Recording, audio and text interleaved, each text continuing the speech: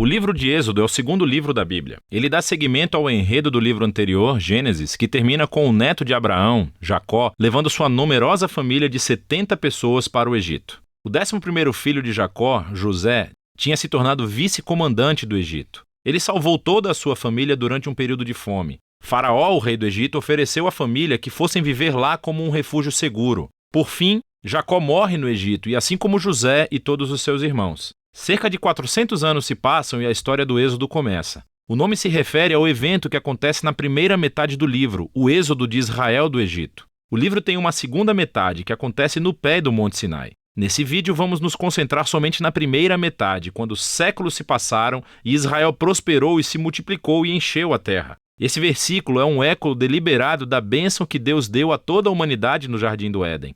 Lembra-nos da grande história bíblica até agora. A humanidade perdeu a bênção de Deus por meio do pecado e da rebeldia. E Deus escolheu a família de Abraão como instrumento através do qual ele iria restaurar as suas bênçãos para todo o mundo. Mas o novo faraó não vê Israel como uma bênção. Na verdade, ele vê esse grupo imigrante israelita como uma ameaça ao seu poder. Da mesma forma que em Gênesis a humanidade se revolta contra a bênção de Deus. Aqui o faraó tenta destruir a fonte da bênção de Deus, os israelitas. Ele os escraviza de maneira brutal, forçando-os a trabalhar e ordena que todos os meninos israelitas sejam afogados no Nilo. Ele é a pior personagem da Bíblia até agora. O seu reino é o ápice da rebelião da humanidade contra Deus. Esse faraó redefiniu o bem e o mal de acordo com seus próprios interesses de tal maneira que até mesmo o assassinato de crianças inocentes se tornou algo bom para ele. O Egito tornou-se pior do que a Babilônia do livro de Gênesis. Agora Israel grita por socorro contra essa nova Babilônia e Deus responde.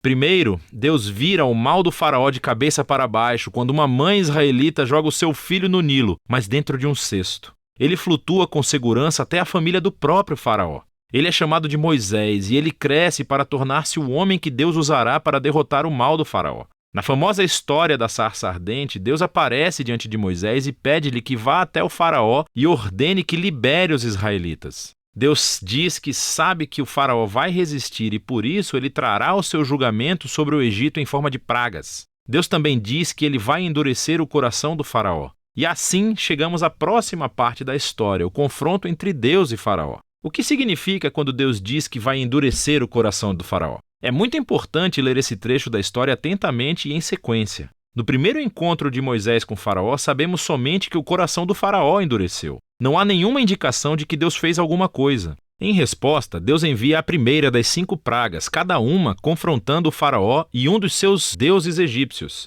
E em cada vez, Moisés oferece ao Faraó uma chance para ser humilde e libertar os israelitas. Mas após cada praga, ficamos sabendo que o coração do Faraó endureceu. Ele está fazendo isso por vontade própria. Eventualmente, é com a segunda das 5 pragas que começamos a escutar como Deus endureceu o coração de Faraó. O propósito da história parece ser esse. Mesmo que Deus soubesse que Faraó iria resistir à sua vontade, Deus ainda lhe deu a chance de fazer a coisa certa.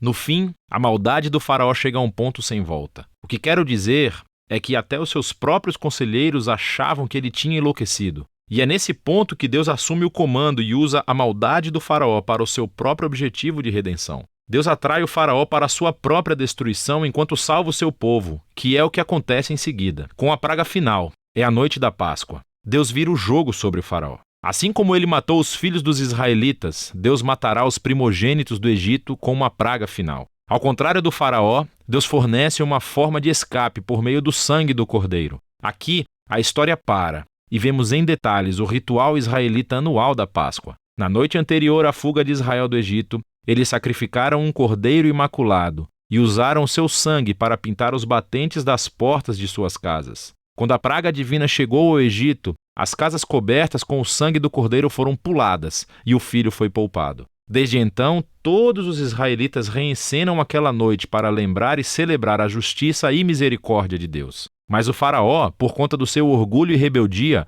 perde o próprio filho e é obrigado finalmente a libertar os israelitas. Os escravos israelitas fazem o seu êxodo do Egito, mas assim que eles saem, o faraó muda de ideia. Ele reúne o seu exército e persegue os israelitas para uma batalha final. Quando os israelitas passam pelas águas do mar em segurança, o faraó decide atacar e assim entra na sua própria destruição. A história do Êxodo conclui com a primeira canção de louvor da Bíblia. Chama-se A Canção do Mar. O verso final declara que o Senhor é rei. A canção reconta em poesia do que se trata a história do reino de Deus. Fala sobre como Deus tem a missão de confrontar o mal no seu mundo e resgatar aqueles que são escravizados pelo mal. Deus vai trazer todo o seu povo para a terra prometida, onde a sua presença divina viverá entre eles. Essa história mostra como é quando Deus se torna rei do seu povo. Depois que os israelitas entoam a sua canção, a história tem uma reviravolta. Os israelitas estão andando pelo deserto a caminho do Monte Sinai. Estão com fome, com sede e começam a criticar Moisés e Deus por terem sido salvos. Dizem que têm saudade dos bons dias no Egito.